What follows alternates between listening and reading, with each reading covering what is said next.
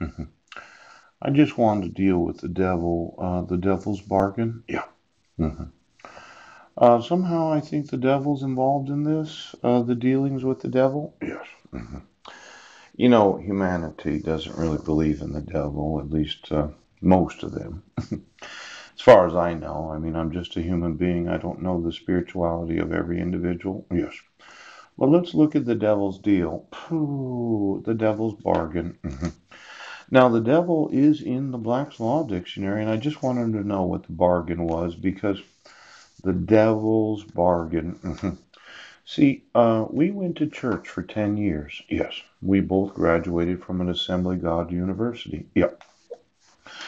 And for some reason, my wife is able to spend money that I'm not able to spend. Now, I don't know how much money she's come over the years. Yes. Because I'm not in the family. I'm that poor human being. Yes. That cannot get the actual laws of the United States enforced.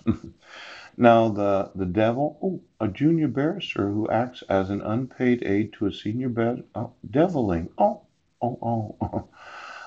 Barristers, aren't they? Oh, the act of a barrister's handling a brief over to another to handle a case. The pupillage or training period in which a junior barrister, known as a devil, drafts pleadings or other documents for a senior barrister who approves them, signs them, and is ultimately responsible for the work. Could you get me those barristers? I thought I had emailed quite a few barristers. Now, they were kind of a subclass of the bar associations. Yeah, just get me the barristers and all the deviling individuals that do the work for the senior barristers. Yes. Now there's the devil on the neck, a torture device made of irons that fasten to a person's neck and legs and wrenches together and gradually quickly breaks the person's back. Ouch. That doesn't sound very fun. It's kind of like coercing confessions. Yes.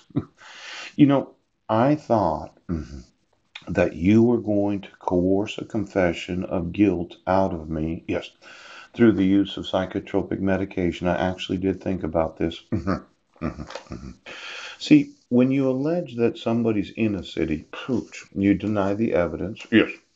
You deny me the actual written statement of the alleged victim and a signed statement of the alleged victim. Yeah. And any of the other witnesses, the thought was that you would use mental health evaluations and some sort of psychotropic medication to get me to admit a crime. Yeah. Now, that's kind of like coercing a confession. Now, let's say, yes, you wanted me to confess that Christy Miller has two different signatures. Yes. Because I'm bipolar, schizophrenic, yes, and persecutory delusional. Yes. Now, since I never admitted guilt to any of the arrests because I was never in those cities, right? And I would not say that my actual emails are cyber stalking when I give you the evidence of a forgery. Poop. I give you the evidence that I wasn't in Sequim, Washington on December 31st. Yes. I give you the evidence that I wasn't in Brennan, Washington. I gave you a whole folder of the emails that I'd sent that day because I emailed the police department. Yeah. How do you prove the guilt of somebody that you know did not commit any crime? Well, you could do one of these. Oh, City of Sequim is plaintiff versus Paul C. Budnick as the defendant. Yes. The report of the competency evaluator, who is a professional person as defined in RCW 10.77.010. Now, the defendant is charged with the misdemeanor crime of violation of a protection order. This is a serious offense because, yes. Well, it involves assault. Yes. It is listed in RCW 10.77.0921 as a serious offense per se. Yeah.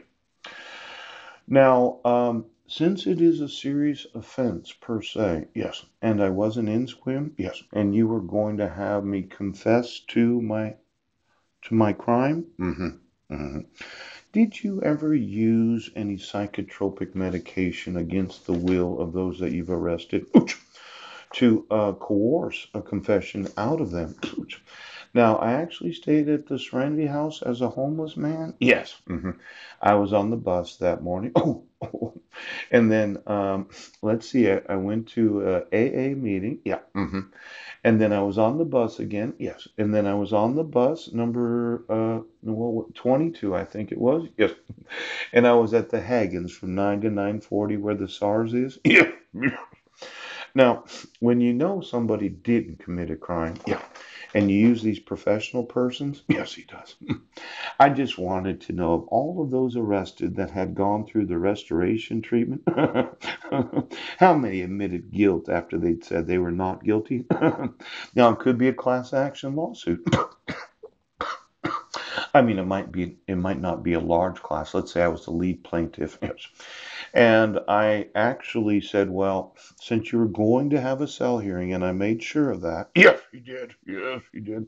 In fact, when you dismissed this Mindy Walker on the 9th day of January 2019, I was all ready to be admitted to Western State Hospital. Yes. So we could do what Phyllis wanted to do and administer psychotropic medication against my will. So I could be restored and confess to the crimes that I didn't commit. Now, for every one of you, yes, that has gone through the restoration treatment and the recommendations of the professional person, I'd like to know of what was pleaded before. Yes, you went through that. And then what was pleaded after. Oh, the psychotropic medication had helped you realize that you did actually commit the crime, even though you didn't, but you were coerced into a confession of guilt because of the use of psychotropic medication.